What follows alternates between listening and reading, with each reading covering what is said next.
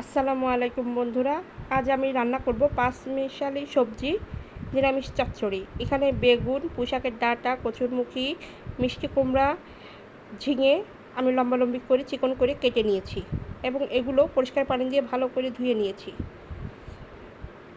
এখন এর মধ্যে দিয়ে দিব পেঁয়াজ এবং কাঁচামরিচ কাটা। এখন এর মধ্যে দিয়ে দিব 1.5 চা চামচ লবণ,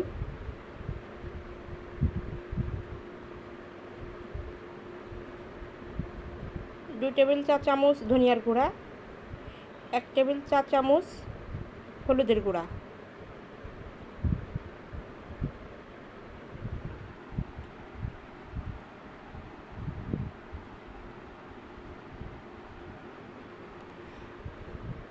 এগুলো দিয়ে ভালো করে মাখিয়ে নিব হাতে। এটা হাতে মাখা চচ্চড়ি হবে।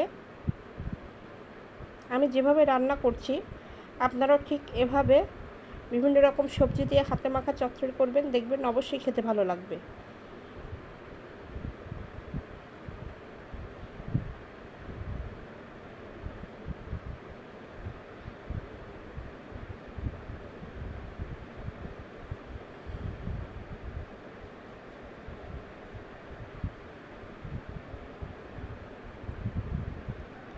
এখানে এখন পরিমাণ মতন তেল দিয়ে দিচ্ছি।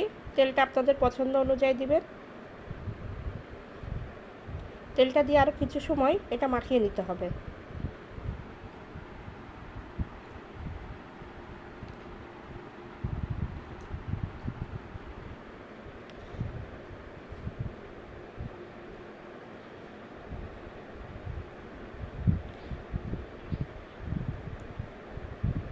এখানে এখন পরিমাণ মতন পানি দিয়ে দিব এবং কিছু সময়ের জন্য এটা ঢাকনা দিয়ে ঢেকে রাখবো।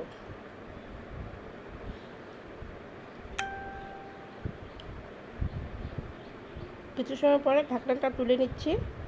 এখানে দিয়ে দিব 1/2 চা চামচ জিরার গুঁড়া এবং 1 চা চামচ মরিচের গুঁড়া। যেহেতু কাঁচা মরিচটা দেওয়া হয়েছে, যারা ঝাল কম খান তারা কিন্তু শুকনো মরিচের গুঁড়াটা স্কিপ করতে পারেন। এখানে শুকনো মরিচের গুঁড়া 1 চা চামচ দিয়ে দিব। এটাকে ভালো করে নেড়েচেড়ে নিতে হবে।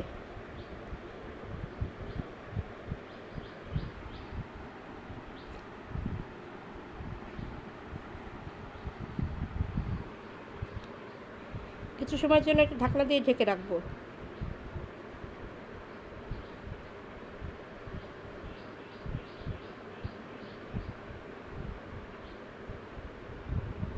কিছু সময় পর ঢাকনাটা উঠিয়ে নিলাম। দেখতে পাচ্ছেন পানিটা বেশ শুকিয়ে গিয়েছে এবং তরকারিটাও বেশ সিদ্ধ হয়ে গিয়েছে। এখন এর মধ্যে দিয়ে দেব পুঁইশাকের পাতা, যা আগে থেকে আমি কেটে ধুয়ে রেখেছিলাম।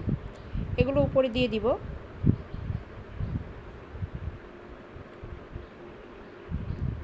এটাকে ভালো করে নেড়েচেড়ে নিতে হবে।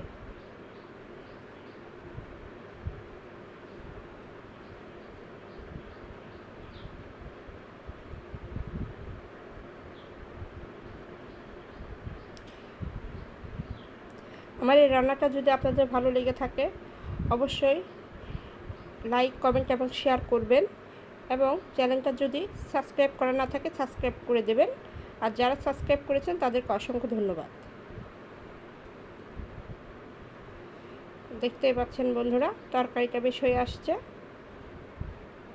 আমার তরকারিটা রান্না শেষ। এভাবে ট্রাই করবেন। আসসালামু আলাইকুম।